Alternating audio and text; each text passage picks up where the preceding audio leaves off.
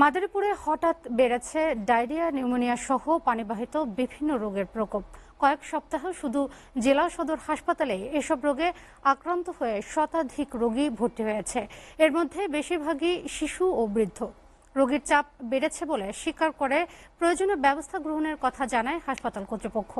মাদারীপুরের প্রতিনিধি মোহাম্মদ জাকির হোসেনের প্রতিবেদন। প্রখর রোদ ও বৃষ্টির পাশাপাশি ভ্যাপসা গরমে অস্বস্তিকর আবহাওয়ায় পানিবাহিত নানা রোগে আক্রান্ত হচ্ছে মাদারীপুরের মানুষ।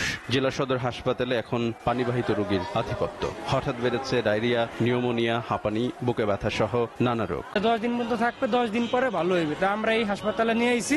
প্রথমে ঠান্ডা লাগছিল, পরে ওইটাতে রেখে 6 দিন টিক দিছি, পরে বাসা নেওয়ার পরে 4 দিন পরে আবার হয়েছে ডায়রিয়া। আসার পর আজকে 3 দিন ধরে ট্রিটমেন্ট চলতেছে। আজকে আবার ইনজেকশন দিছে, স্যালাইন দেওয়া পুরো কমপ্লিট হয়েছে। নিরাময় হসপিটালে গেছিলাম, সেখানে সেরকম একটা পাইনি, রেসপন্স পাইনি। তো আমরা এখানে রেফার হয়েছি, এখানে ভালোই ব্যবস্থা আছে। এমন পরিস্থিতিতে রোগীদের সেবা দিতে হিমশিম খাচ্ছে চিকিৎসক এবং নার্সরা। সাধ্যমতো সেবা দিয়ে যাবার কথা জানান তারা।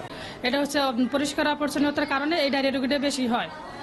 আর হচ্ছে যদি পরিষ্কার পরিচ্ছন্ন থাকে ভালোভাবে, তাহলে হচ্ছে ডায়রিয়া আমরা সহজে মুক্ত করতে পারবো। বিরূপ আবহাওয়ার কারণেই পানিবাহিত রোগ বাড়ছে। শিশু এবং বয়স্কদের প্রতি বেশি যত্নবান হওয়ার পরামর্শ জেলা স্বাস্থ্য বিভাগের শীর্ষ কর্মকর্তার। আমাদের পরামর্শ হচ্ছে এই সময় তারা যেন কোনো পচাবাসি খাবার না খায় বড়রা, আর ছোটদের ক্ষেত্রে সাবধান থাকতে হবে।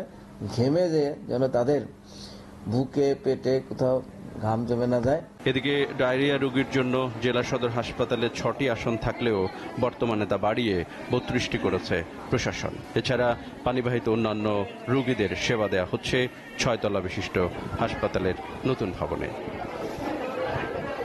SATV news desk.